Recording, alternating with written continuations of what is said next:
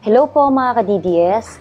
Bakit ba importante na tayo ay muling magtipon-tipon sa Luneta? Una, ito po ay pagtitipon sa Luneta sa April 2 ay hindi inorganisa ng mga politiko.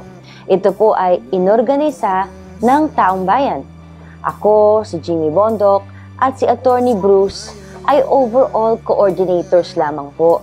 Ito po ay buong effort ng mga tunay na DDS at hindi ng mga mapagpanggap ng mga DDS na politiko na nagnanais lamang na bumango ang kanilang pangalan sa, alam niyo na, sa publiko para sa planong pagtakbo sa mga susunod na eleksyon. Ang tanong ay, bakit ba natin kailangang magsama-sama pang muli? Ganito lang po yan. Nanalo ang ating Pangulo dahil sa gusto natin ng tunay na pagbabago. Dahil nagsawa na tayo sa mga politikong puro pangako lamang. At ngayon, Pangulo na si Duterte. Okay na sana. Ngunit may mga humahadlang sa pagbabago na ito sa pangunguna ng isang pekeng bise na si Leni. Alam ko marami sa atin na binigyan siya ng chance noon. Ngunit binigo niya ang mga Pilipino at hindi siya tumitigil siraan ang ating bansa sa international media.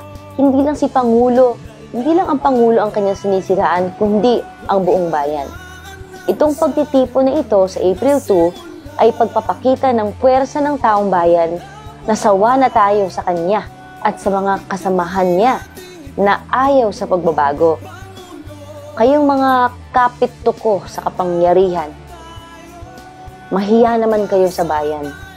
Bumitaw na kayo sa pwesto bago pa kayo ipagtabuyan ng taong bayan. May mga nagsabi na dapat daw po ay recount na lang ang ating ipaglaban. May nagbibintang pa nga na dahil daw kami ay anti-BBM, kaya ito daw po ang aming hinihiling, ang impeachment. Ipaliwanag ko lang po. Una sa lahat, ang nais po ng Davao Movement ay mapatalsik si Leni sa kahit anong legal na pamamaraan. Impeachment, resignation, or ang electoral protest. Ngunit matagal po ang proseso ng electoral protest. Aabutin po ito ng mga taon. Kapag na-impeach si Leni, pipili ang ating Pangulo ng pansamantalang VP. Uulitin ko po, pansamantalang VP. Kapag nanalo si BBM sa electoral protest recount ay siya ring uupong VP sa kalaunan. Kung hindi ma-impeach si Leni ngayon at nagtagumpay sila na patalsikin si Duterte, si Leni na ang papalit bilang Pangulo.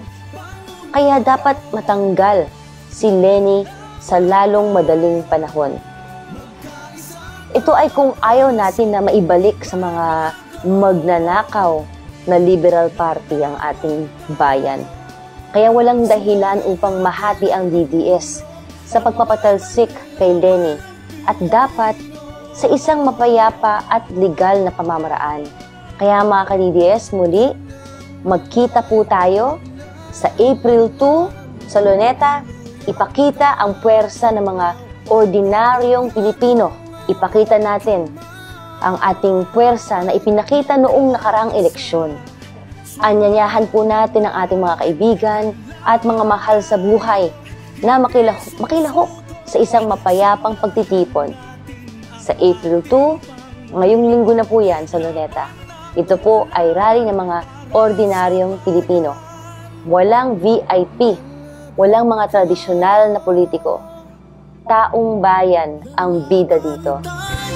Maraming salamat po. Huwag hayaan na masayang ang nasimula.